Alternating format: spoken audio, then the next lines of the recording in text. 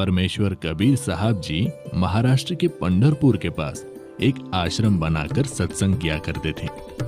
सत्संग में ज्ञान की बातें बताते थे जो सभी लोगों को बहुत अच्छी लगती थी। श्रद्धालु लोग कबीर साहिब जी के ज्ञान से प्रभावित होकर नाम दीक्षा लेकर भक्ति करने लगते थे। धीरे धीरे उनको को भक्ति करने से बहुत से चमत्कार भी होते थे। कबीर साहब जी के सत्संग समागम में लोग बड़ी उमंग से आते थे।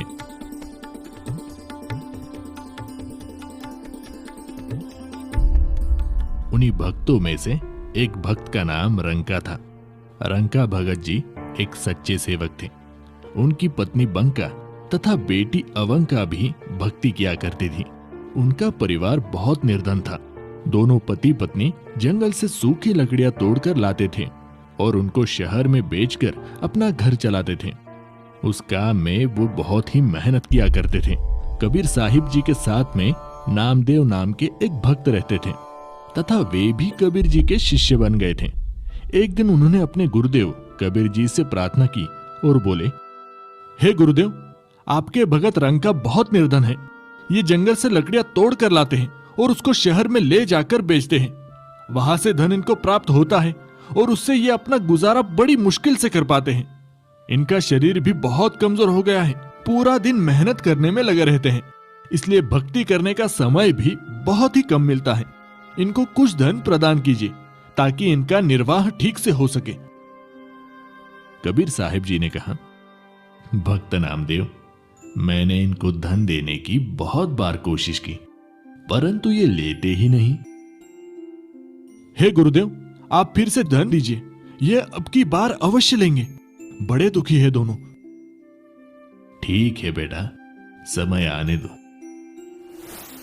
एक दिन रंका और बंका रोजाना की तरह जंगल से लकड़ियां सिर पर लेकर आ रहे थे। जिस रास्ते से वे दोनों आ रहे थे तो कबीर जी अपने शिष्य नामदेव जी को साथ लेकर उसी रास्ते पर आ गए।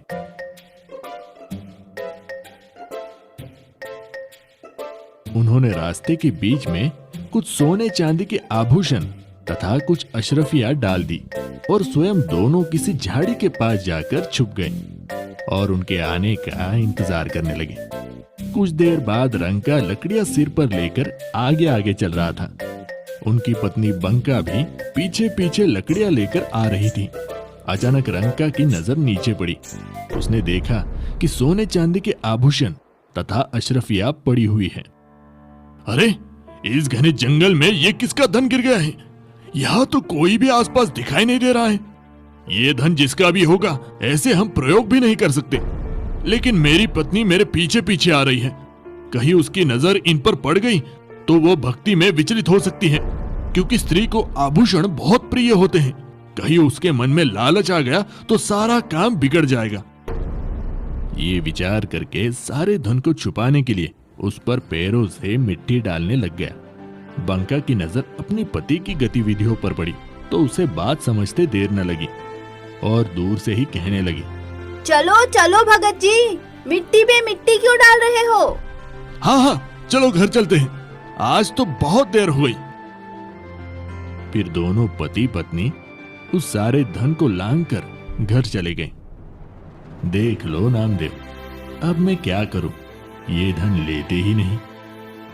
नामदेव जी को भी एहसास हो गया कि उनके लिए ये धन तो मिट्टी के समान है। वास्तव में धन तो राम नाम की भक्ति का धन होता है जो कभी भी नष्ट नहीं होता। ये इतना निर्धन होते हुए भी भगवान के दिए में खुश थे। अपनी कोई इच्छा नहीं रखते, केवल भक्ति को आधार बनाकर अपनी जीवन यापन कर रहे हैं। ये वास्तव में परम भक्त हैं। कबीर साहिब जी कहते हैं, कबीरा सब जग निर्धना, धनवंता न कोय, धनवंता सोई जानियो, राम नाम धन होए।